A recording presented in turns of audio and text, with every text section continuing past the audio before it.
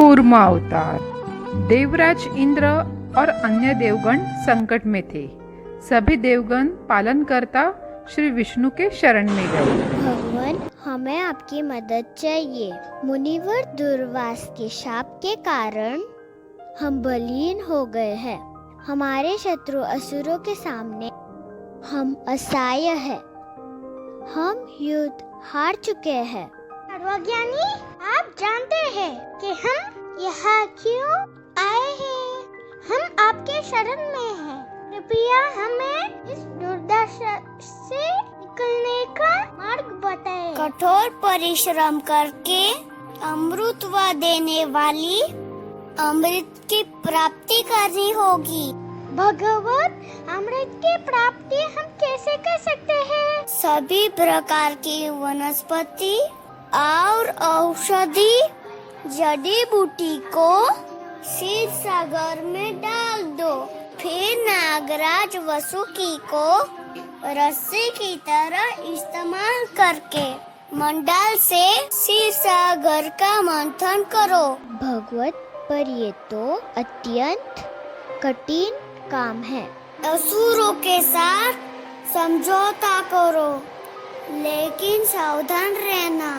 मंथन से निकलने वाली कोई भी वस्तु असुरों के हाथ नहीं लगनी चाहिए। लेकिन अगर शक्ति रूप से असुर उन्हें लेने लगे तो उन्हें विरोध न करना। पर अगर उन्होंने अमृत छीन लिया तो? ये मेरा वचन है कि किसी भी तरह से असुर उसे अमृत का प्रसन्न नहीं कर पाएंगे। इंद्र और अन्य देवगण असुराज बलि को मिलने गए। हालांकि वे शस्त्रहीन और बलहीन हैं। आज्ञा दीजिए, उन्हें बिंदी मनाते हैं। रुको, देवगण कोई प्रस्ताव लेके आए हैं। हमारे फायदे का हो सकता है। हाँ, हमारे आपसे विनती है कि आपस का वैर भूल जाए और साथ में काम करे। ये प्रस्ताव हम सभी के फायदे का है। देवगण और असुरों में शांति प्रस्थापित हुई।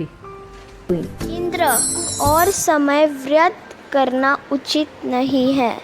चलो अपने अपने सिपाहियों को तैयार करते हैं और तुरंत काम की शुरुआत करते हैं। बलि और इंद्र ने अपने सैनिकों के साथ मिलकर मंदार पर्वत को उखाड़कर उसे समुद्र के किनारे ले जाने का कार्य शुरू किया। अरे, ऐसा प्रस्ताव तो हमें मंजूरी नहीं करना चाहिए था। और नहीं उठा सकता मैं। अरे, मेरे हाथ तो कंधों से लगभग उखड़ गए हैं। जल्दी करो गुरु, सारे देवगण संकट में हैं। मंदार पर्वत को गरुड़ की पीठ पर रखकर उन्होंने क्षीर सागर की ओर उड़ान किया। देव और असुर उनके पीछे गए। अब तुम्हारा काम शुरू करो वासुकी। तुम्हें भी अमृत में हिस्सा मिल जाएगा। मंदार पर्वत तुम्हें कोई हानि नहीं पहुंचाएगा। चलो अब पूर्ण शक्ति से मंथन शुरू करो। उत्साहित होके सभी ने मंथन शुरू किया, लेकिन अगले ही क्षण उनका उत्साह भंग हो गया। भारी नीरु पर्वत कोई सहारा ना होने की वजह से सागर में डूबने लगा। तभी भगवान श्री विष्णु ने एक बड़े कछुए का रूप लेकर सागर में छलांग लगाई। डरो नहीं, मैं अपनी पीठ का सहारा देकर इस पर्वत को सागर की सतह पर ले आऊंगा। अपनी पीठ का आधार लेकर उस पर्वत को सागर की सतह पर ले गए। आनंदित होकर देव और असुरों ने फिर से अपना कार्य शुरू किया। श्री विष्णु ने स्वयं अपनी शक्ति मंथन में लगा दी। उस जोरदार मंथन से सर्वप्रथम हलाहल नाम का एक शक्तिशाली जहर सागर से बाहर निकला। उस जहर से देव और असुरों के प्राण घुटने लगे। मेरी आंखें। हे भगवान, इस विष से हमारी रक्षा करना। शांत रहो, इस विष को मैं प्राशन कर लूंगा। भगवान शिव शंकर ने उस विष को प्राशन कर लिया। सागर से उस विष को दूर होते ही देव और असुरों ने फिर से मंथन करना शुरू किया और अचानक अमृतत्व देने वाले अमृत का कुंभ लेकर साक्षात धन्वंतरी प्रकट हुए।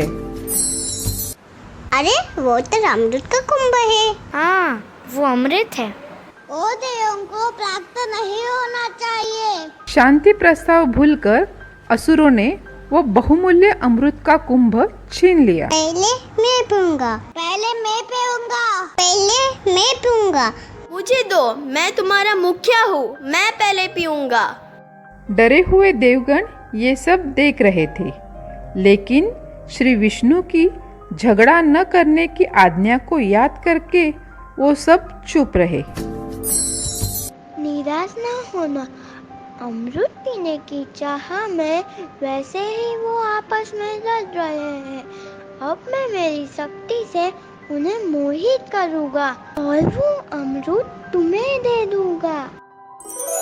फिर श्री विष्णु ने सुंदर मोहिनी का रूप धारण कर लिया और फिर वो असुरों के पास गए। वाह, क्या सुंदरता है। इस अमृत को हमारे बीच बांट दो और हमारा झगड़ा खत्म करो। ठीक है, लेकिन तुम्हें मुझे वचन देना होगा कि तुम मुझे कोई सवाल नहीं करोगे। मोहिनी के अस्थिलोक से अनभिज्ञ असुरों ने उसकी वो बात मान ली। मोहिनी ने देवगणों के बीच अमृत बांटना शुरू किया। ये देखकर असुर चिंतित हो गए।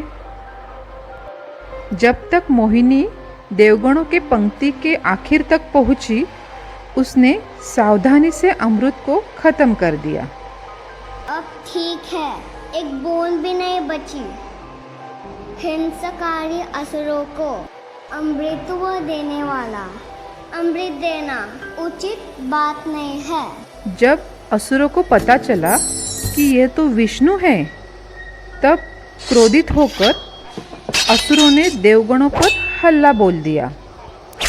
उसी किनारे पर देवगण और असुरों के बीच महाभयंकर युद्ध हुआ, लेकिन असुरों के कई प्रति हमलों के बाद भी अपने वज्र से इंद्र ने असुरों को संपूर्ण पराजित कर दिया।